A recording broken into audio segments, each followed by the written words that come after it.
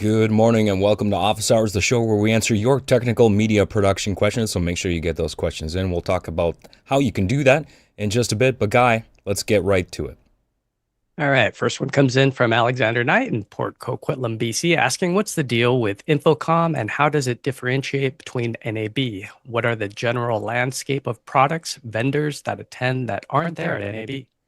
Yeah, I was hoping we can talk about this because, to be honest with you, I don't really know that much about Infocom, and I know what NAB, the National Association of Broadcasters, is supposed to be about, which is obviously very broadcast heavy. But Infocom, I haven't really paid much attention to it. So, Harshid, what do you think?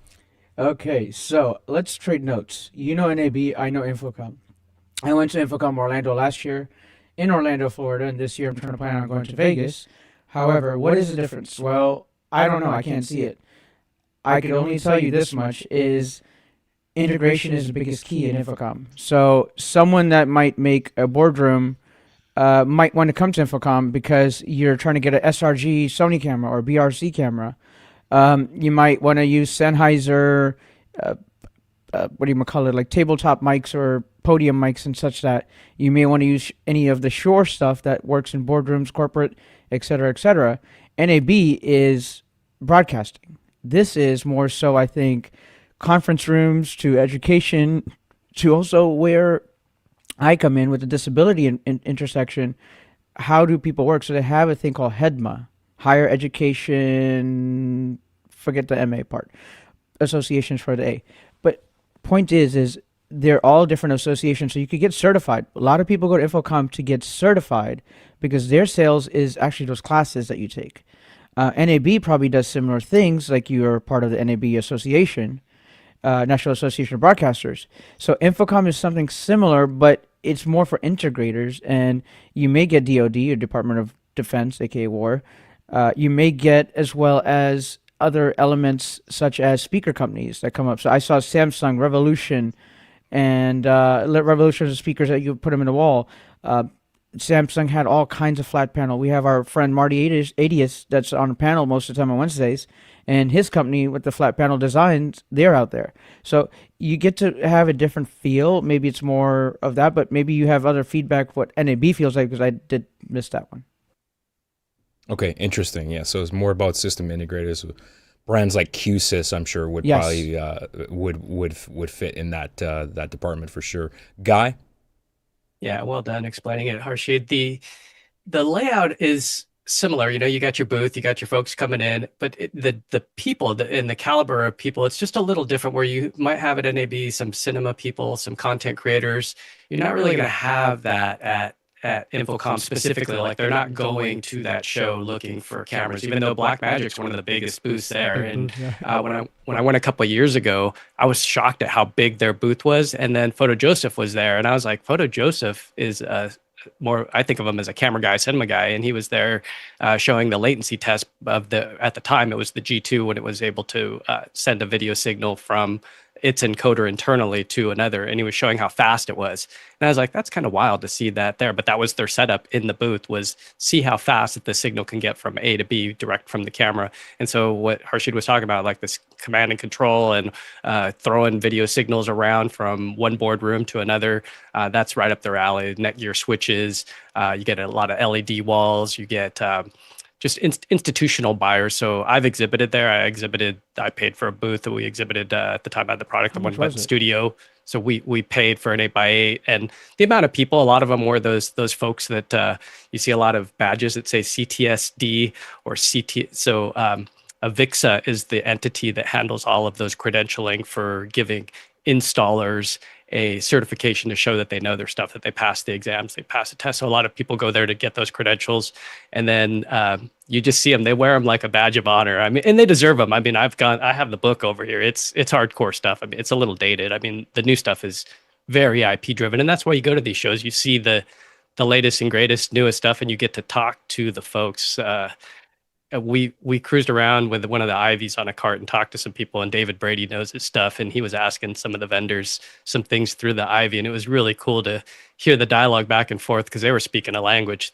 So David Brady's on a whole nother level than me. Like, he really knows his install, and so that's the kind of engineering personality that would love to attend this kind of show.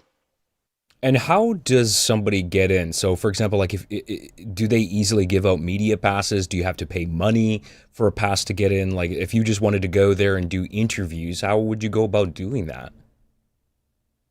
I believe it's the same. I mean, I've always had somebody who booked my exhibitor badge and everything like that and handled all the credentialing for me. So in the past Mhm. for NAB, though, I've done that one myself where you basically have a portal and you just go through and apply. And you do have to get verified. They'll look at your bodies of work. So in our case, last year, I applied for the NAB badge and they already knew who we were. So having the email address was helpful. And then I just sent over the links because in the portal, they say, send us your YouTube channel, send us some of the work like a profile. So on our website, I have a profile. So between those two, I had a slam dunk and got approved. Nice. And Harshit, I know you have been planning or at least making plans to go. What exactly has been your process? So my process is exactly how you asked the question. Is it's basically free. So Pedro G. Gonzalez III, another member of our community, and he's my cam op. We've already signed up our information. Funny enough, he has a funny sense of humor. So he put me down as my occupation as world changer, whatever that means. And then Access JPJ is my new LLC that I'm working on. So I'm not coming in as office hours on this one. I'm actually coming in as Access JPJ this year.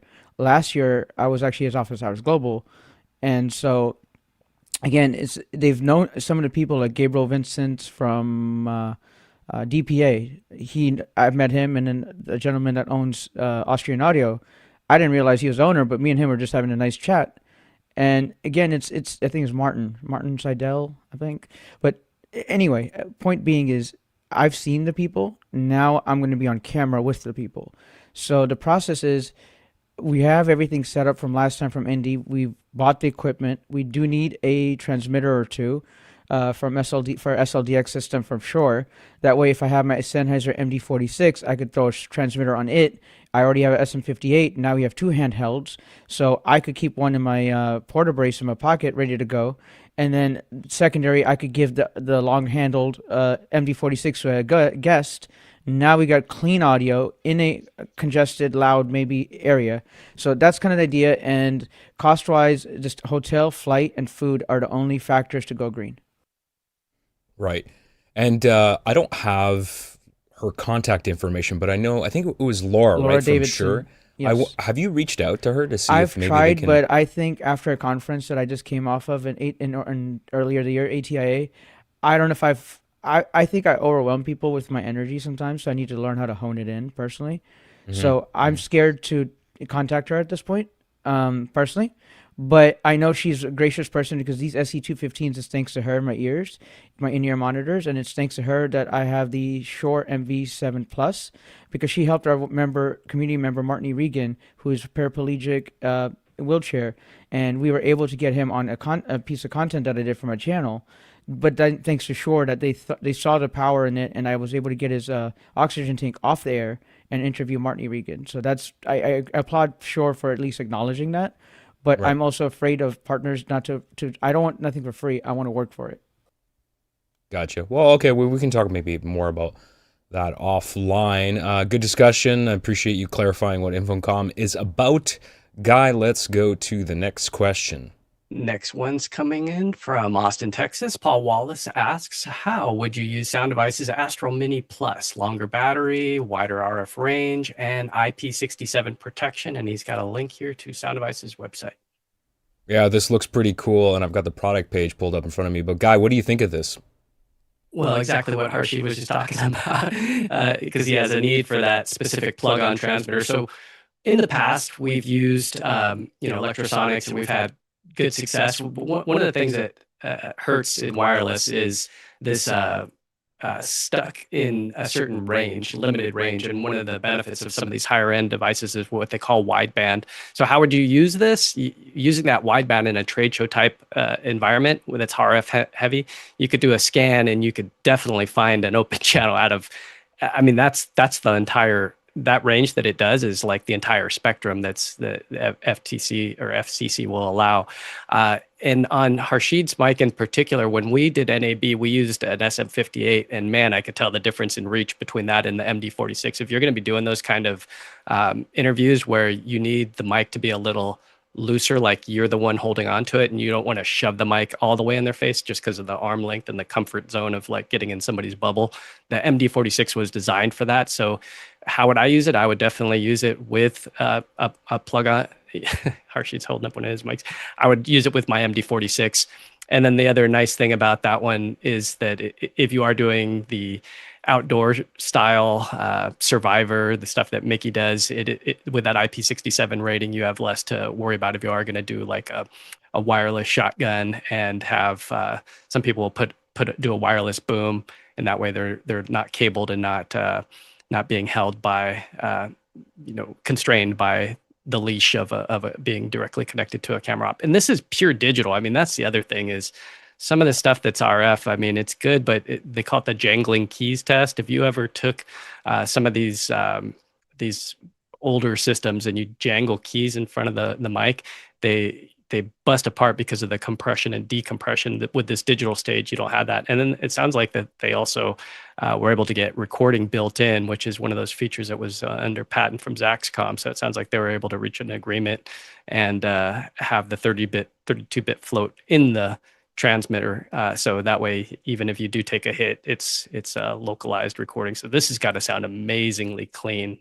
I mean, this is like Right. the holy grail. It's not cheap. Yeah, it's basically what it amounts to. Yeah, and speaking of the tuning range, I'm just showing this right now. Look at this insane range. I've never seen any wireless system with the ability to go from 169 to 1525. That is, I mean, even with the Shure Axient stuff, it doesn't do this kind of range, which is just absolutely crazy. Mickey McIntyre in the chat is saying that, this is directed at you, Guy, that there's no plug-on transmitter yet with XLR for that. So it looks like it's just like the body pack is, well, I guess we'll just take a lav mic, or it says 2 and 3 pin compatible. So it is compatible with different pin configurations. You might need some adapters depending. Interesting that, on a Pro, I guess everybody is doing this now because even Shure is doing it. But, Sennheiser and Shure have remote control capability from Bluetooth just for the initial setup, which I think is kind of cool. But it's interesting that, on pro level wireless now that everybody seems to be adding that. I'm not saying you would rely on that, but it is kind of interesting. They've got Bluetooth remote control on there as well, built-in time code generation as well. So lots of pro level features. I like the size, although it's hard to tell. It's kind of got like rounded edges. It's interesting they put an ink like a display on here. So this has got an always on display that they claim can be easily seen at all times. And one thing that I find interesting too with this thing is that it has no gain control on the transmitter. So it says they call it gain forward architecture, no transmitter gain to set. One of the things that I find frustrating with dealing with RF stuff is having to set the gain on the transmitter and then the gain on the receiver. So you got it really in two different places there, and you really have to be careful about your gain structure. That's pretty cool. I don't know how they're accomplishing that technically, but I think that's really neat. Sound devices is pretty expensive, but I know a lot of people that own them, and they say it's absolutely worth it. I know a friend of the show here, and Mickey McIntyre in the chat, saying he owns 16 channels of the sound devices stuff, and he's incredibly happy with it. So obviously a really great product when you're working at that level and you need that kind of robust reliability and control. Just a reminder, if you want to ask questions on this show, you can absolutely do that. We are live broadcasting right now, so you got to be part of our community to do that. And the best place to do that is to jump into Makana, our Q&A system. So it kind of comprised of 3 different pieces, right? So you have your question submission, you have your ability to vote up and down, which is critical because that tells us and the crew what priority you want us to answer these questions, which ones are important to you. And of course, the live chat component, that's the third part of that. And that is a great place to chat with everyone during the show and also add further context to maybe any of the questions that you are asking because they have a limited character count as well. If you don't know how to do that, if this is your first time, just go to officehours.global/join. That's officehours.global/join. Put in your email address. We'll send you the newsletter, and that'll have the link to Makana as well as Discord and all the other stuff that we talk about on the show. Like when we say after hours, that's just a Zoom meeting, and you'll find that all in the newsletter. All right, Guy, let's go to the next question. Next one in, David Brady, New York, asking New York Mayor Mamdani teamed up with Adam Mockler for a live Q&A that was pretty well produced using off-the-shelf text, or so it seemed. Politics aside, what does the panel think of this production? He's got a YouTube link here. Yeah, go ahead, Chris. Yeah, I mean, I think it fits with, where it's received, right? Like it's a YouTube feed. It's like it's not like super highly produced, but it's the video is clear and crisp. It's got the bokeh in the background, so it's pleasing to the eye. The audio probably could be a little bit better. Like it sounds a little hollow. And I don't see any lavs or any mics in frame, so they're probably using some sort of shotgun mic just off camera. And I'm guessing the room is not treated really well, and so you can kind of hear the room a little bit. But I don't know. To me, this is like your standard like YouTube video for 80% of the YouTube people who are have big followings. It's the quality is good enough, right? It's it's not a big huge production. It's good enough. And by off the shelf parts, I'm not sure what you mean by that, because this day and age, like everything's off the shelf. Like you can go on B&H and buy a $100,000 lens. It's so yeah. Yeah, and before we go to Ronnie, let me just quickly show what we're talking about here. So I was just playing in here. So I don't know what cameras they're using, because you talked about gear, David, but they've all obviously got a decent camera with a good lens on there, because you get some nice shallow depth of field. Image quality wise, it looks pretty good there. Obviously this is pre-recorded. It's 1080p, but it looks pretty good. I can see a bit of the lights reflecting off his face here. I'm not sure what type of lights they were using. I feel like they could be more diffuse there, but I haven't really had a chance to watch this whole thing. I don't know if it's just him sitting here talking directly to the audience. Scroll. Okay, so they go to a two-person wide shot here, and again, more shallow depth of focus there. So anyways, that gives you an idea of what it looks like. Go ahead, Ronnie. Yeah, this is made with a classic single camera setup. I was thinking this could possibly be made with an iPhone.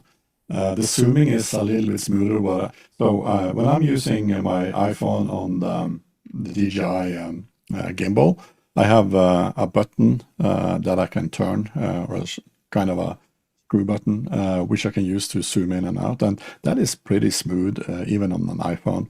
And using shelf products for this is probably what you should be doing.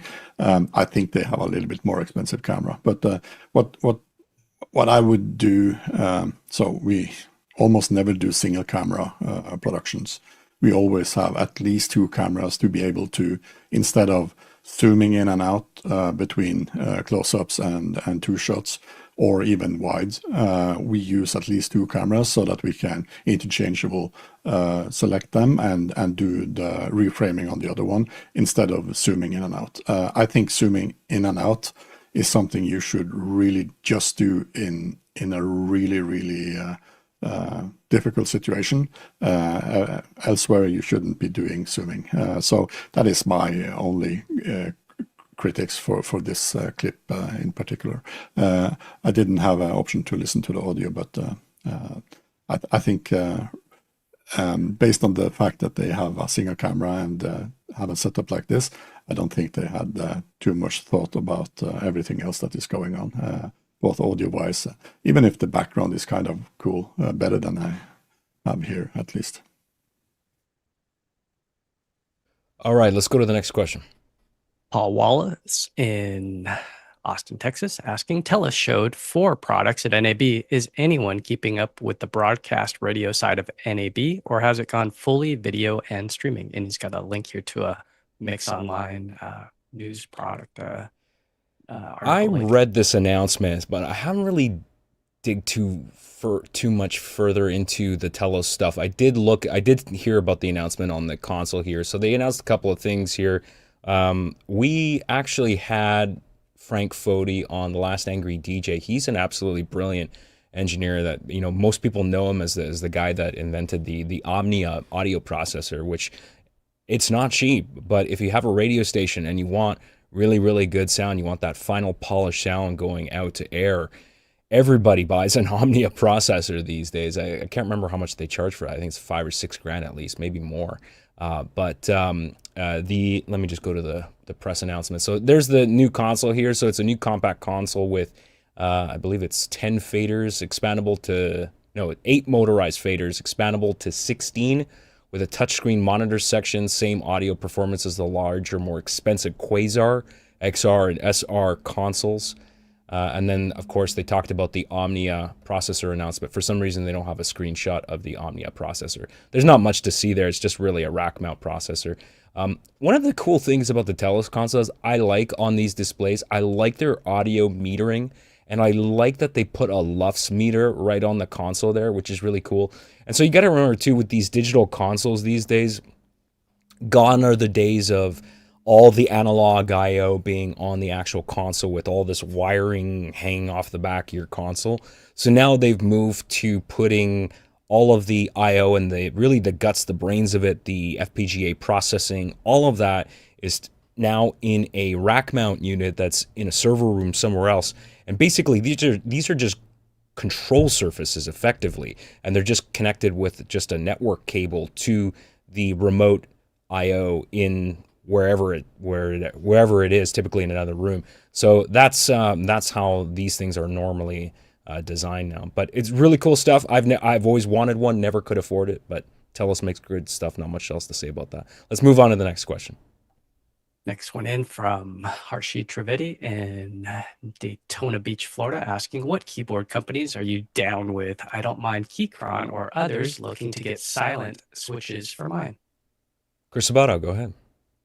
I really liked Logitech's keyboards when they had the I don't even know what it's called, but it's their proprietary wireless signal. And normally I don't like proprietary, but it just worked really well, and the battery life was amazing. I had a couple Logitech K360s that when they were new, they were like $40. I think I paid $45 when it came with a mouse too, right? And that thing, the battery would last for over a year. It was amazing. And I spilled a little Mountain Dew on mine, and it's got a little sticky, and so I needed to replace it. And like now you can find them, but they're like $70. If I'm paying $70 for a keyboard, maybe I'm going to get a little something nicer.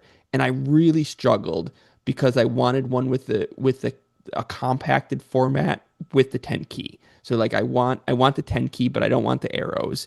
And I ended up with the Keychron, and I really like it. But I keep it plugged in because the wireless just doesn't last, and I don't want to have to be charging batteries and plugging things in, every couple of weeks. And I really like the way the Keychron feels. I really like the way it types. I like everything about it. I hate that I have to keep it plugged in, and I hate that Logitech is they switched more to Bluetooth, and the more non-proprietary. Their proprietary wireless was really, really, really good, and it's a shame that they're not really doing that anymore. And it was, you have like one dongle, and so like I have like a handful, and I still have the mouse, and there's a little dongle with it, and at work I've got like 10 of these and little dongles in there, and it's just, they work. If the dongle goes away, you buy a new dongle, it pairs. It worked really well, and I'm disappointed they got rid of it. All right, let's go to Ronnie. Yeah, so we have numerous keyboards, and for many, many years we had a lot of different types. We let the employees choose their own favorite keyboard and just go with that. And then we moved to more like free desk seating. So we have different workstations, different types of tasks is going to be done at the different places or positions. So we need to be moving a little bit more around. And then and there, we decided to go with one type of keyboard because everyone was not kind of handling the problem with moving from one keyboard to another keyboard very well. So there was a lot of efficiency lost in pushing the wrong buttons and etc. So we standardized on Logi, and we're using the MX series. And we have both Windows versions, and we have a few Mac versions of those, even though the difference is not that big. And we also have a few, since we are a Mac kind of company first, and most of, I would say, like 90% of our machines is Mac based or Apple based. We also have a few Apple keyboards with the touch finger sensor as well, and that is so easy. And we also have in our fly packs, we also use the Logi Mini as suggested in the chat. That is actually just the same as MX. It's a much lighter keyboard. So the MX series keyboards are really heavy, and they sit very well on your desk, and they don't move around unless you kind of deliberately push it away. So that is one feature that we really liked about the MX series. It's kind of rugged and solid and stays put. But the mini ones are really much lighter, which is also good for flight weight when you are lugging that around. And the minis are kind of, we just have a lot of them, and we just throw them in there and have extras if we need to be. So that is what we have standardized for. And of course, we are not necessarily being annoyed by the clicking on the MX. I think it's kind of silent. Yeah, and I really like, well, not really like, I don't want to make it seem like I really love Keychron. I have a Keychron keyboard. To be honest with you, the build quality, it's not fantastic. There are higher end, more expensive keyboards for sure. This one I think only costs me $60, and it's a wired keyboard. I am looking for something a little bit nicer, and I haven't decided because I feel like the keyboard mechanical thing has become a fad, and I've seen keyboards go for $300, $400 now. It's gone quite insane in the market right now. And like, I don't know anybody that wants to spend $400 on a keyboard, but I guess to each their own. Go ahead, Guy. What do you like to use? Yeah, I would have never believed how much of a difference one can make. Sitting in front of me, I just have a cheap old Dell that came with a computer, but on my other workstation, the Joy one that I have is this one here. It's called a Razer Deathstalker V2. I have the Oh, it's the white gaming one. company. Yeah. Dude, this thing, it is a joy to type on. And the reason being is I didn't realize all the, the technology behind this, but they talk about the signal sent and the key press and the debounce delay. And there's a lot of tech that I would have never guessed that makes these things feel so smooth and fast.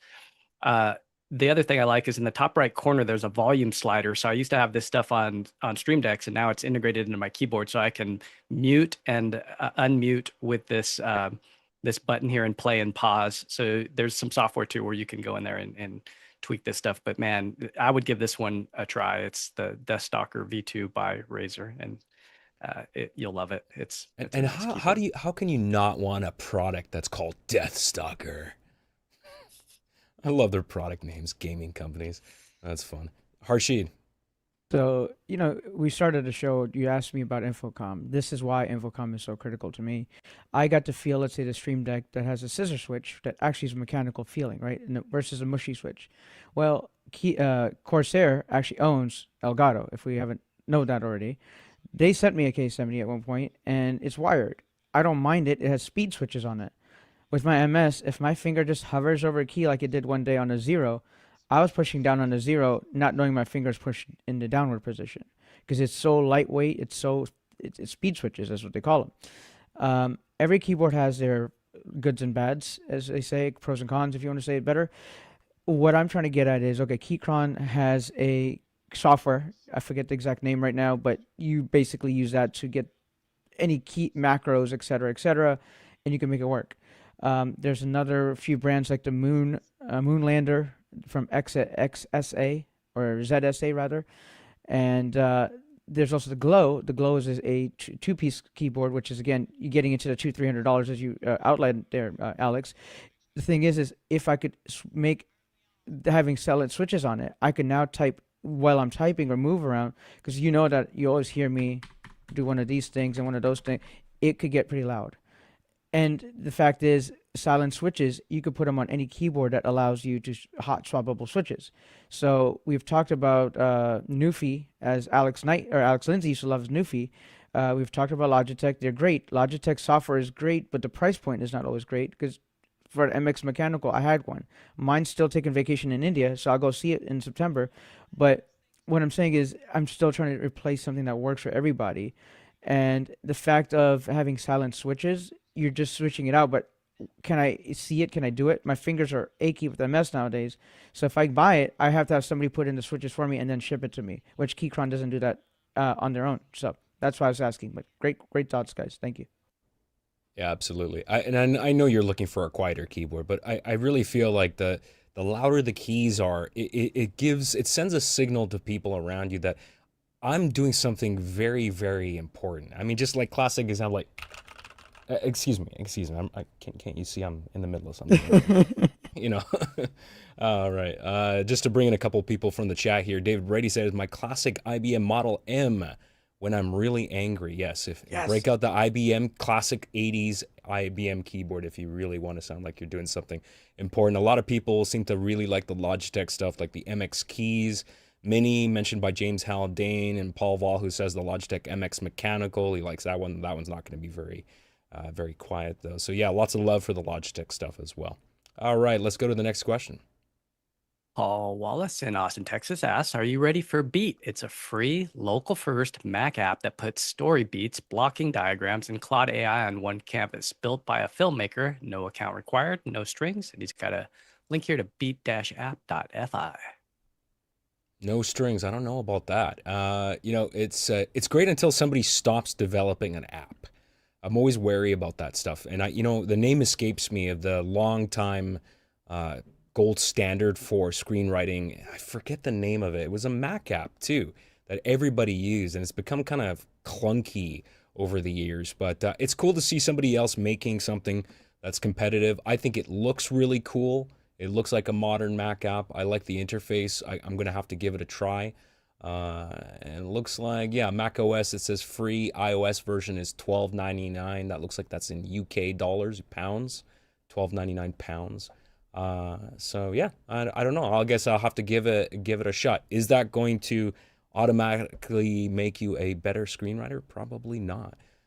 It's really interesting that they do mention fully open source. Okay, so that's a big deal. If it's fully open source and anybody can look at the code, so if that person isn't developing anymore, you should be able to just keep it going. So that's great. David Brady was mentioning Final Draft. That's the app that I just couldn't think of the name. Final Draft is the long time running app, but actually I don't know if they still develop that app anymore, or if they maintain it. David, if you know if they're still maintaining that up, just let us know in the chat. I'm curious. All right, let's go to the next question. All right, Harshit Trivedi, Daytona Beach asks, I hear Magewell may not be a brand that we can use in the US, but what is a great capture card for this blind dude? Go ahead, Chris Sabato. Is that true? I haven't heard of this. I've not heard that either. I have several Magewell capture cards, and they are fantastic. The only caveat I would give on some of the Magewells is the lower end USB SDI requires a little dongle, and sometimes that can get a little finicky. So if you can, I would step up to the next model up. But other options are the AJA UTAP is a good option. AV Matrix makes one. It used to be Blackmagic made one, and you can't find it anymore. I think they have an update coming out, maybe, but there's nothing online of anything. So like if you need if you wanted a cheap one, that's hard to find now. So yeah, I would look at AJA. If you can still find Magewell stuff some places. So Magewell is great. And AJA is top notch. Yeah, AJA is top notch. A little more expensive. AV Matrix is probably a little step down, but pretty affordable. Yeah, there's lots of options. All right, Guy, go ahead. Yeah, as a former magwell reseller, I'd be surprised if something happened in the US like DJI's ban. At another place that I work with locally, we have about a dozen of this model here, the magwell 4K model for SDI capture. And it's been our go-to, as this one's just been super rock solid. So I would recommend, if you can find them, it looks like they're readily available here on Amazon. And as I searched across the usual suspects, they all seem to be readily flowing. And they're just solid. I mean, it shows up as a USB class compliant device, and I've never had an issue with them. I mean, we use them all the time and beat on them hard. I mean, they travel with us. They're really solid products. And Harshid, what's going on? Where'd you hear this information So what from? I've heard Give me your is- source. What's your source? What I've heard is this, is on some of the things, as far as certifications, they are not certified technically. Yes, they have a seller, reseller, distributor. I'm not. I'm just a guy that's trying to figure out what device is the best. Reason why I would choose Magewell myself, it's all software on board. I don't have to deal with drivers on a Windows machine or a Mac machine or any of that. It's plug and play. So for me, I would love to get a Magewell instead of any other brand right now. AJA doesn't sound bad, but I think there was a little a pro and con to it. Blackmagic Design, same thing. There's a pro and con to it with the drivers and things for Windows. So I prefer choosing Magewell personally, even like the Director Pro and all the other things that could maybe help me as a switcher and a capture piece. But I just heard something like this, so I come to the panel. You guys know better than I do, but I did hear some certification issues. So again, we already saw DJI. What happened there? Could this happen here? Potentially can. But is it happening? No. So I wouldn't be afraid right now. I'm not saying that what we have and haven't, but I've heard some brewing words in the communities, multiple communities, not just, that's why I say community. It's not our community, but it could be really, really just false information. But we are here to triage some of this stuff because, again, we are discussing what's what. And I prefer Magewell. AJA, I haven't tried. I just, like I said, Blackmagic Design, I already know of it, but trying to find the right tool for the job. Yeah, absolutely. That's critical. All right, just before we move to the next question here, because we're gonna end a little early today. There's not too many questions here, so I just wanted to remind you, if you want to support what we're doing, if you like what you're hearing today and you like the show, there are numerous ways that you can do that. One of the things that you can do is become a volunteer on this show, as it is entirely driven by an incredible community. So we have people like everybody on the panel today who brings in their vast knowledge to answer these questions and contribute to the global think tank that is Office Hours. And of course, there are other roles available too. If you prefer to be behind the camera and be on the crew, you can do that by going to officehours.global/volunteer. That's officehours.global/volunteer. Another way you can support the show is by giving us some money by going to officehours.global/donate. That's officehours.global/donate. And because we are not for profit as well, that is tax deductible. So there you go. All right, let's go to the next question. Harshid Trivedi, Daytona Beach, Florida, says Mimo monitors at Infocom at the Shure booth where Laura Davidson is ecutting the shot with 3 Blackmagic 4K and Allen and Heath mixer and some kind of BMD switcher. Is that a question? It wasn't a question, but a statement or something. But if I could just speak on it, right? I don't know if I raised my hand there. Yeah, we're gonna do a Jeopardy thing. Please rephrase that in the form of a question. Go ahead, Harshid. Okay, so what is Harshid Trivedi going to Infocom in 2024 and meeting Laura Davidson? First thing I did, I walked in, she hugs me. Because this community called Office Hours Global makes a show every day, and this guy showed up on this show. So because of that, I was recognized by Laura Davidson to know exactly who I am. Walked in. Mimo Monitors is a company out of Libertyville, Chicago. They came in. They made monitors. First booth I went to at Infocom. So talked to this guy Greg. Locked in the interview. Went to Shure's booth. They had a little glass room that they made up. 2 SM7 DBs. Allen and Heath mixer. They had the Blackmagic Design, the G2 maybe. I don't remember what they had. Not the G2, the one before the G2. The ISO, Zoom ISO thingamajig. And then, let's see, 3 Blackmagic Design 4K cameras. We actually used gaff tape on one of them to tape it because we needed to push it to a device that was in front of us. And I interviewed a gentleman, but the gentleman had the mic pointing at his stomach.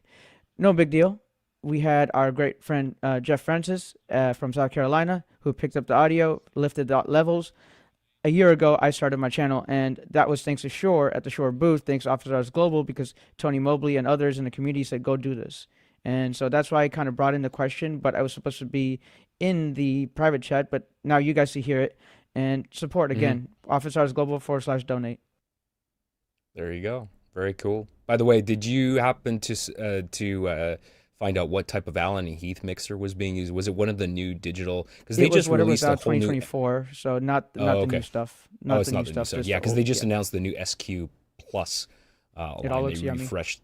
Yeah, exactly. They refreshed that whole lineup. All right. Well, that'll be it for the Saturday show. I want to thank everyone on the panel for coming in this morning, waking up, and answering all these questions. And thanks to you, the producers. That's what we call you. Yes, you put in these questions because we wouldn't have a show without you. And the back end crew, thank you very much for making this show possible. All the people that, everyone from that, who shows up to greet everyone at the door, to making sure everyone's audio and video looks okay, and to the people cutting the show and the people running all the other technical stuff on the back end for the live stream. Thank you to the work that you do.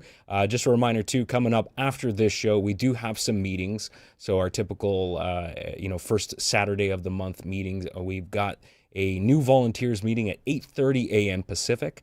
And then after that at 9, we have a volunteers meeting. So if you want to find out more about joining the Office Hour show, you're not sure how to do it or how you can contribute, make sure you join. And of course, how do you find out those links to the Zoom meeting? Well, I mentioned it earlier, you got to be part of our community. So make sure you go to officehours.global/join and put in your email. We'll send you all the information that you need to be part of the show. All right. If we were to travel around the world to answer these questions virtually, according to the Telos traversal, that would have been 9,000 miles. That's 14,000 kilometers and 69 million bananas for scale. This was episode 2265. We'll see ya in After Hours. Bye-bye.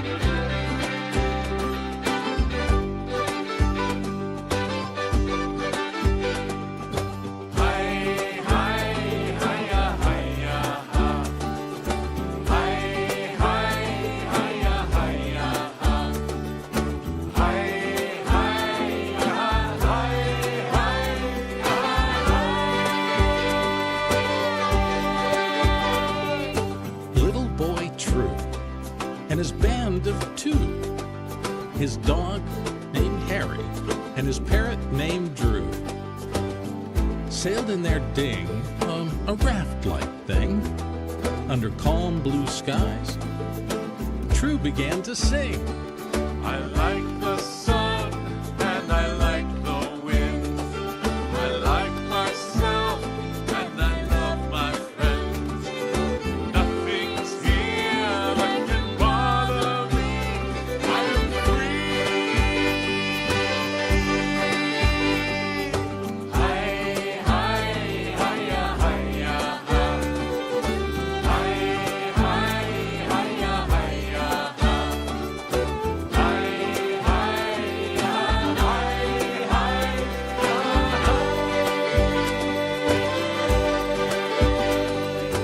Little boy True and his girlfriend Sue sailed the seas of their wishes and their dreams. The clouds were round with resounding sound.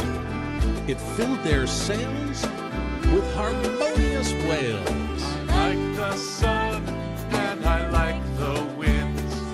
I like myself and I love my friends. Nothing's here that can bother me. I am free. Hi, hi, hi-ya, hi-ya, ha. Hi, hi, hi-ya, hi-ya, ha. Hi, hi, hi, hi, hi.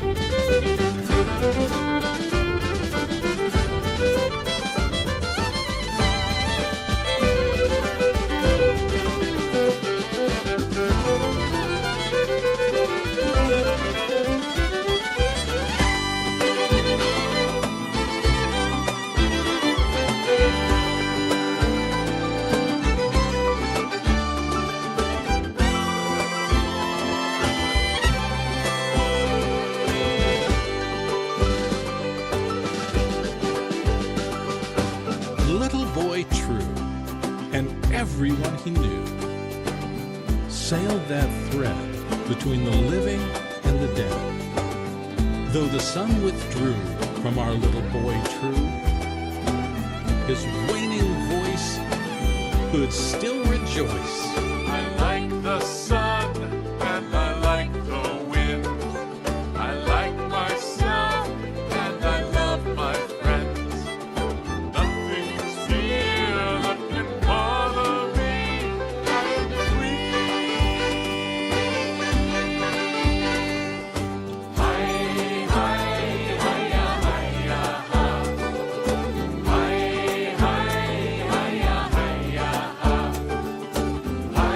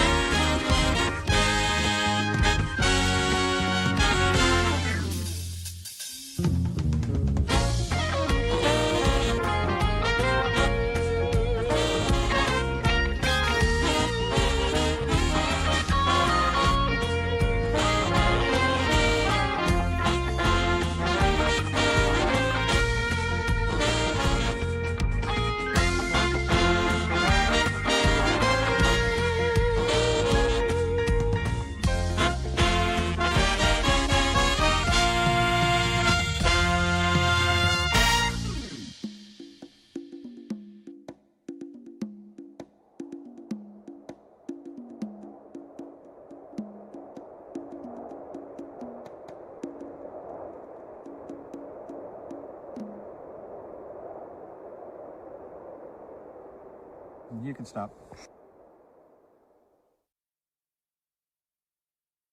I can feel no sense of measure, no illusions as we take refuge in young man's pleasure, breaking down the dreams we make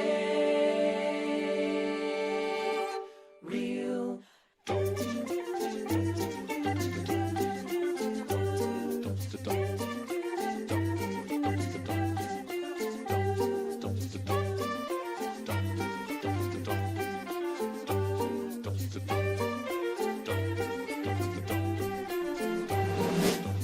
One down, one to go, another town and one more show. Downtown they're giving away, but you never came back. No phone can take your place if you know what I mean. We have the same intrigue as the Corner Kings.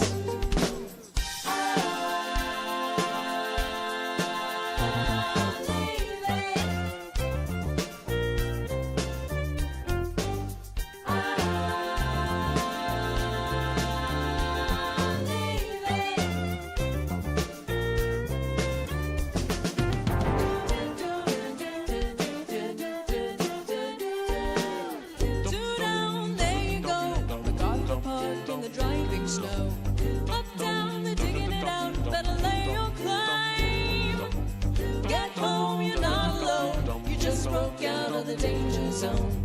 Be there, show your face on another dreamy day.